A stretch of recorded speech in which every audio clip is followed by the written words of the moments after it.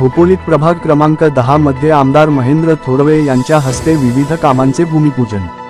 RPI पक्षाचे नेते प्रमोद महाडिक यांच्या प्रयत्नाला यश।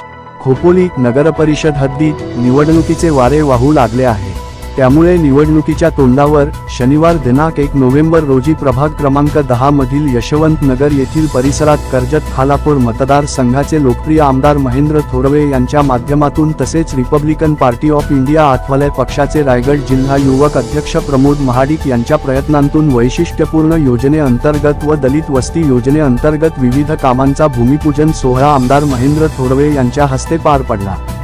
यावेळी माजी उपनगराध्यक्ष कुलदीपकभाई शेंडे, ज्येष्ठ नेते मोहन अवसरमल, माजी नगरसेवक संजय पाटील, शिवसेना शहर प्रमुख संदीप पाटील, हरेश काळे, दिनेश थोरवे, गणेश खानविलकर, कामगार नेते रामभाऊ पवार, युवा नेते प्रवीण महाडिक, नितीन वाघमारे, रुपेश रुपवते, अयाज शेखर यांसह Shiv Sena, Republican Party of India Athawale पक्षाचे विविध मान्यवर व स्थानिक महिला मोठ्या संख्येने उपस्थित होते। भूमिपूजन कार्यक्रमात प्रभाग क्रमांक 10 मधील स्थानिक रहिवासी व खोपोली नगरसेवक पदासाठी इच्छुक असलेले उमेदवार प्रमोद महाडिक यांनी आमदार महेंद्र थोरवे यांच्या कामाचे कौतुक करत कार्यक्रमाला उपस्थित राहिलेल्या सर्वांचे आभार मानले।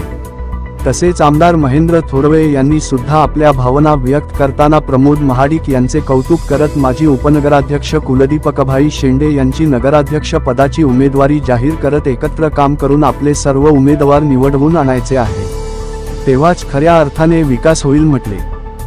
आगामी होऊ घातलेल्या नगरपालिकांच्या निवडणुका आता सामोरे जायचे, त्यासाठी आपण सारेजण त्या ठिकाणी चांगलं काम या परिसरामधून सुद्धा मागच्या वेळेला सुद्धा झालेलं होतं। पुढील कामामध्ये सुद्धा आपण काळामध्ये सुद्धा आम्हाला अपेक्षित आहे की आपल्याला खऱ्या अर्थाने या परिसराचा यशवंत नगरचा कायापालट करायचा आहे। यासाठी तुमचं सगळ्यांचं सहकार्य हे अपेक्षित आहे। कुलदीप शेंडे हे आपले नगराध्यक्षाचे उमेदवार त्या ठिकाणी आपण आहेत आणि या सगळ्यांनी आपण सगळ्यांच्या माध्यमातून कुलदीपजींना कोणत्याही परिस्थितीमध्ये खोपोली नगरपालिकेचे नगराध्यक्ष म्हणून निवडून द्यायचे।